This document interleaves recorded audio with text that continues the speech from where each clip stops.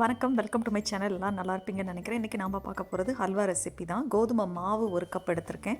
சப்பாத்தி மாவு பிசைகிறது மாதிரி கொஞ்சமாக சால்ட் ஒரு பிஞ்சு போட்டுட்டு நம்ம டைட்டாக பிசைஞ்சு வைங்க.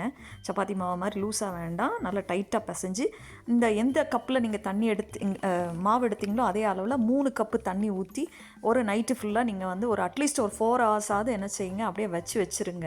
மூடி போட்டு வச்சுருங்க. அதுக்கப்புறம் இதை கொஞ்சம் பிசைஞ்சு எடுத்திங்கன்னா கொஞ்சம் திப்பி மாதிரி இருக்கும். அதை மட்டும் ஒரு ஃபில்டர் பண்ணிவிட்டு அந்த தண்ணியோட அந்த மாவு ஒரு மாதிரி மிக்ஸ் ஆகியிருக்கும், அதை மட்டும் தனியாக பால் மாதிரி இருக்கும், அதை மட்டும் நம்ம தனியாக வச்சுக்கலாம்.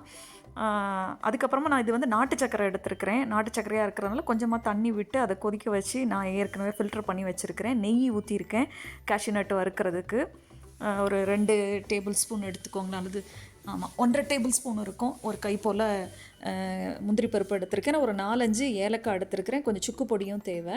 ஸோ அது சூடாயிருச்சு, அதனால் அதை தனியாக வச்சுட்டேன். அது பாகுபதெல்லாம் வேண்டாம். இங்கே நான் அதை தனியாக ஃபில்டர் பண்ணி எடுக்கிறேன். இந்த மாதிரி வந்துடுது பார்த்துக்கோங்க, வேஸ்ட்டு, அதை தூக்கி போட்டுடலாம். இப்போ முந்திரி பருப்பை நம்ம லேஸாக ஃப்ரை பண்ணி எடுத்து தனியாக எடுத்துகிட்டு அந்த கீலையே இந்த பாலை ஊற்றி கைவிடாமல் நல்லா மிக்ஸ் பண்ணிகிட்டே இருக்கணும். இது ரொம்ப பொறுமை வேணும், விட்டுறக்கூடாது, கட்டி பிடிச்சிரும். ஸோ இதுக்கு கிண்டிகிட்டே இருக்கணும். லோ ஃப்ளேம்லேயே வச்சு, லோ டு மீடியம் வச்சுக்கோங்க. கொஞ்சம் டைம் எடுக்கும், பட் டேஸ்ட் சூப்பராக இருந்தது.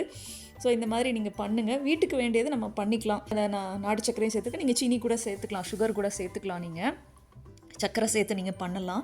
ஸோ இந்த மாதிரி பண்ணிவிட்டு இதுக்கப்புறமா நம்ம அந்த கேஷ்யூ நட்டு அதில் ஒரு சின்ன டீஸ்பூனால் நான் சுக்கு பொடியும் போட்டுக்கிறேன். அதுக்கப்புறமா ஏலக்காய் பொடியும் நான் போட்டு மிக்ஸ் பண்ணிக்கிறேன். கைவிடாமல் அப்படியே அது மாதிரி கிளாஸியாக வருது, மேலெல்லாம் கிளேஸ் வருது பாருங்களேன், ஒரு மாதிரி ஒரு ஷைனிங்காக வரும் பாருங்கள். விடாமல் ஆனால் நீங்கள் நல்ல அடி கனமான பாத்திரம், நல்ல ஒரு அயன் கடாய் எடுத்து வச்சுக்கிட்டிங்கன்னா கூட நல்லது. நான் நான்ஸ்டிக் தான் ஈஸியாக இருக்கும், நான் எடுத்து வச்சுருக்கிறேன். ஸோ கீ திரும்பவும் போடுறேன். கீ எவ்வளோ போடுறீங்களோ அவ்வளோ டேஸ்ட்டு நல்லாயிருக்கும். நான் கொஞ்சம் மீடியமாக தான் சேர்த்துருக்கேன். ஒரு டோட்டலாக ஒரு 4 ஸ்பூன் போட்டிருப்பேன். கொஞ்சம் தான், ஒரு கப் தான் எடுத்தேன் பார்த்துக்கோங்க. சின்னதில் ஆனால் நிறைய வந்திருந்தது. கடாயில் ஒட்டாமல் சுருண்டுட்டு வரோம். அப்போ நீங்கள் எடுத்து ஒரு பிளேட்டில் ஊற்றி வச்சிடலாம்.